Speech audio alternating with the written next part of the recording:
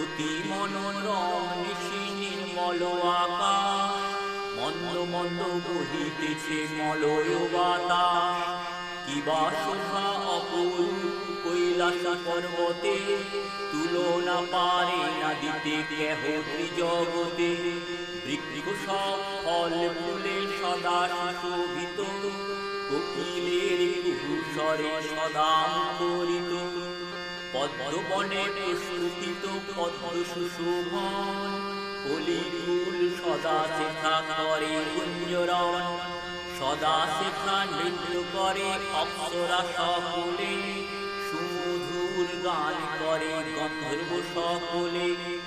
বেদ গান করে যত মুনি ঋষিগণ, কার সাধ্য পারে তার করিতে বর্ণন। পার্বতী ও মহেশ্বর বসিয়া সেখানে, আনন্দে ছিলেন দোহে নানা আলোচনে।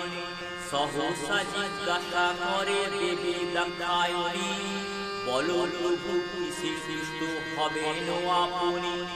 সাধু সাধু বলি কহে দেব পঞ্চানন, মন দিয়া শোনো তবে তার বিবরণ।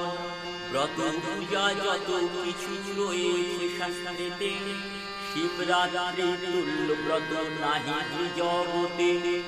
এই পুণ্যময় ব্রত করে যেই জন, দেহ অন্তে শিবলোকে করেন গমন। পার্বতী জিজ্ঞাসা করে দেব মহেশ্বরে, ব্রতের বিধান প্রভু বলুন আমারে। শিব কহে হে পার্বতী শুনো বলি তবে, ব্রত পূর্ব দিনে ব্রতী হবি সান্ন খাবে। বিছানায় শোবে নাই শয়নের কালে, শয়ন করিবে ব্রতী খড় বা কম্বলে।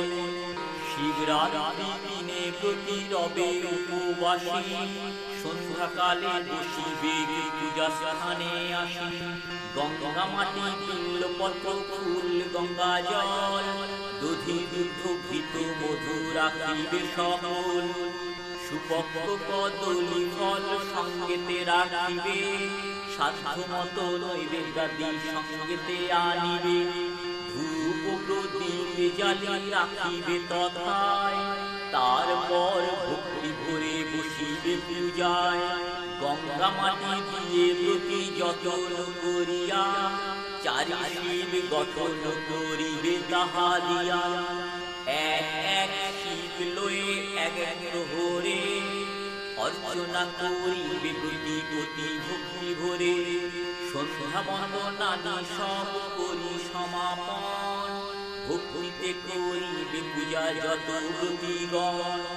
দুগ্ধ স্নান করাইয়া প্রথম প্রহরে, তারপর অর্ঘ্য দিয়া পূজিবে আমারে।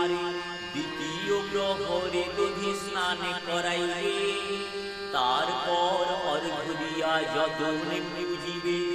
ঘৃত স্নান করাইবে তৃতীয় প্রহরে, করিবে আমার পূজা সাধ্য উপাচারে।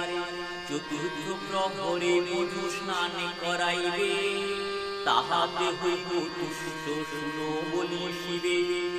অবশ্য করিবে সবে রাত্রি জাগরণ, পরদিন ব্রত কথা করিবে শ্রবণ। সাধ্য মতো ব্রাহ্মণের ভোজন করাবে, ভোজনের শেষে তারে দক্ষিণা দানিবে। অবশেষে নির্মাল্য লইয়া ব্রতীগণ, যত ব্রতীগণ সবে করিবে পারণ। শিবরাত্রি ব্রত পূজা যেই জন করে, শিবলোক প্রাপ্ত হয় মরণের পরে। পুনর্বার জন্ম তার হয় না ধরায়, এই ব্রত ফলে সর্ব পাপ ক্ষয় হয়।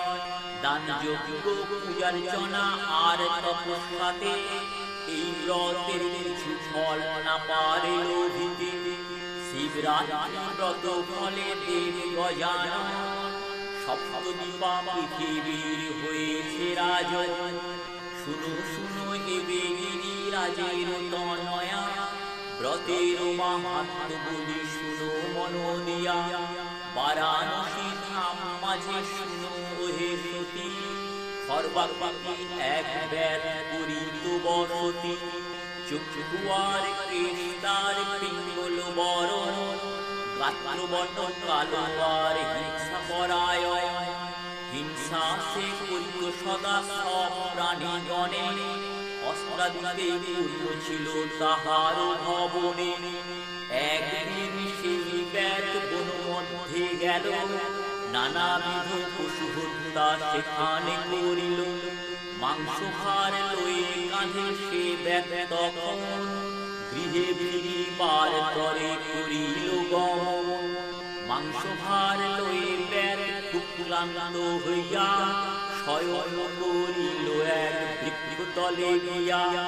কিছুক্ষণ মধ্যে ব্যাত নিদ্রিত হইল, হেন কালে সূর্যদেব অস্তাচলে গেল। ধীরে ধীরে নেমে আসে সন্ধ্যার আধার, ক্রমে বনভূমি হইল গাঢ় অন্ধকার। অকস্মাৎ সে ব্যাধের নিদ্রাভঙ্গ হইল, তাড়াতাড়ি বৃক্ষতলে উঠিয়া বসিল। ঘোর অন্ধকারে কিছু দেখা নাহি যায়, কি করিবে ব্যাতরাজ হইল নিরুপায়। বনের মধ্যে শোনা গেল বাঘের গর্জন, ভয় পেয়ে বৃক্ষে ব্যাত উঠিল তখন।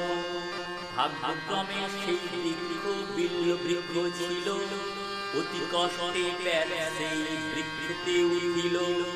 বৃক্ষ শাখে মাংস ভার যতনে বাঁধিয়া, বৃক্ষ পরে ভয় ব্যাত রহিল বসিয়া। রাত্রিতে শিশির জলে সর্বাঙ্গ ভিজিল, ক্ষুধার্ত শীতার্থ ব্যাত জাগিয়া রহিল।